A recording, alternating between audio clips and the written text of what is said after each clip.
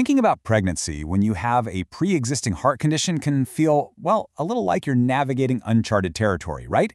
But what if there was a clear roadmap? Today, we're going to break down that expert-led journey from the very first thought of planning all the way to postpartum to show how it's managed with incredible precision and care. So, if this is you, if you have a heart condition and you're thinking about pregnancy, you've probably got a million questions. And that is completely understandable. The good news? There's a really clear, proactive approach that makes all the difference in the world. And let's just get this out of the way right up front, because it's the most important thing to remember. A successful pregnancy isn't about luck. Not at all. It's about a well-coordinated plan.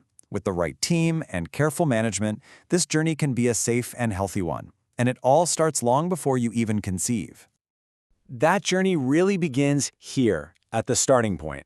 I can't stress this enough. The single most critical phase is a super comprehensive pre-pregnancy assessment. This is where you lay the foundation for a healthy 9 months. And this is so much more than a routine checkup. It's a strategic deep dive. Your team is going to assess your specific risks. They'll review every single medication you're on, because some just aren't safe for pregnancy, and they'll even use genetic counseling to understand any hereditary factors. All of this comes together to create a foundational care plan, one that's designed to minimize risks from day one. So once the journey actually begins, the focus shifts. Now it's all about dynamic, ongoing management. See, pregnancy puts a lot of extra demands on the heart, so constantly monitoring and adjusting your care throughout the trimesters is absolutely key. And a huge piece of this puzzle is medication. It's a really delicate balance, because the strategy has to be flexible, shifting to protect both you and your baby as the pregnancy progresses. A perfect example of this is how they handle blood thinners. Let's say you normally take a vitamin K antagonist, or VK. Well, during the first trimester, that's switched out for something called low molecular weight heparin to protect the fetus.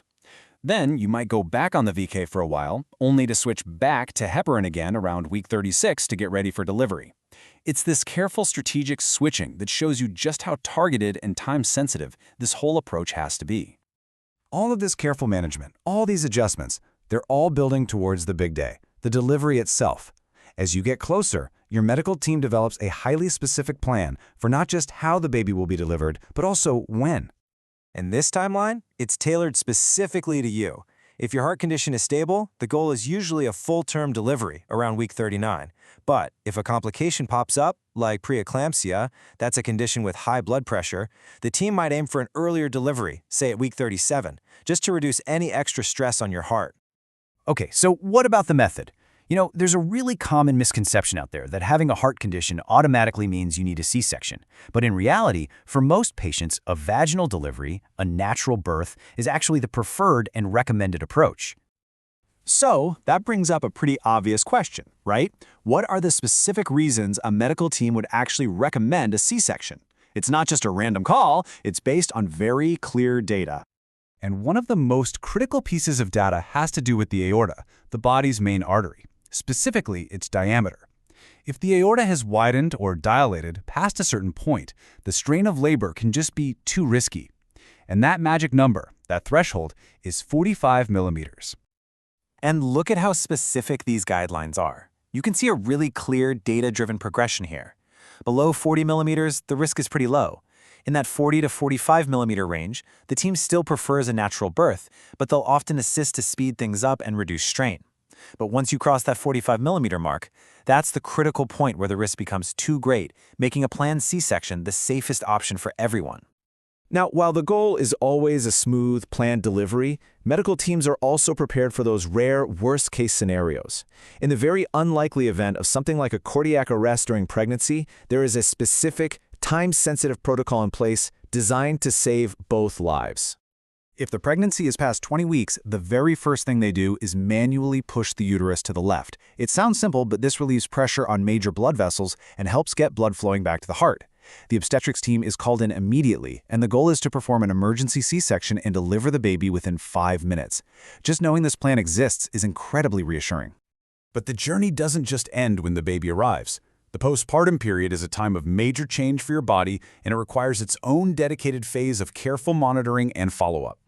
The care plan actually features a really structured handover, kind of like a relay race, to make sure nothing gets missed during this critical recovery time.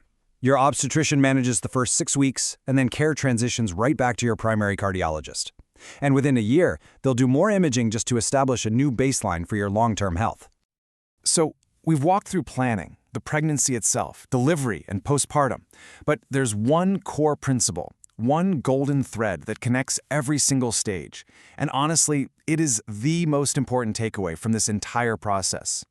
And that principle is the multidisciplinary team. And this is way more than just a buzzword. Think of it as your personal dedicated dream team. Cardiologists, obstetricians, anesthesiologists, all working together in sync from a single care plan that is built entirely around you. So why does this team matter so much? Well, for you, it means risks are managed as a whole, from start to finish. It means everyone is on the same page with a unified birth plan.